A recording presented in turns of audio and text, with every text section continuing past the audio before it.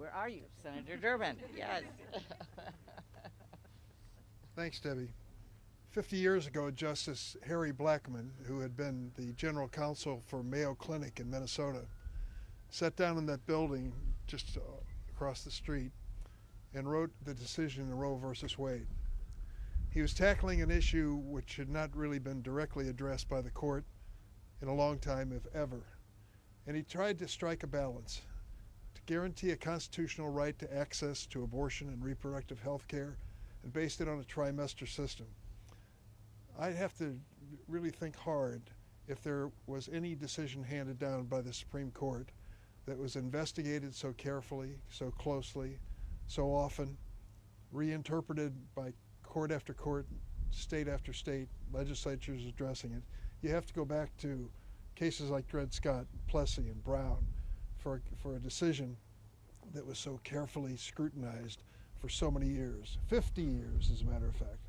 It wasn't until Donald Trump appointed 3 MAGA Republican justices to the Supreme Court that the bottom fell out and the pendulum swung on the court to eliminate Roe versus Wade. And in one fell swoop, Justice Alito turned this over to the states, and we know what happened since. Some 24 different states have either banned or severely limited a woman's access to reproductive health care. What's going to happen to those women? They're not the richest people in the world, many of them. They struggle to get by. And they may be faced with the prospect of trying to make a trip to some state that still is protecting a woman's right to choose. It's a hardship, it's a problem. But other things are going on too, which are equally concerning. I know Senator Wyden will address this. There are efforts underway in these states to make it even more difficult, if not to ban the abortion procedure. There are efforts underway to figure out a way to limit a woman's access to legally dispensed prescription drugs and over-the-counter medications. There are efforts underway to track women as they travel and come close to a clinic for assistance and to hold them legally liable. Is that your vision of America? It's not mine. My vision of America is Roe versus Wade. Taking a controversial issue and coming up with a reasonable approach to it that guaranteed a constitutional right and said the decision is ultimately to be made by the woman and her physician and her family. That is the way that should be. We come today determined to continue this battle.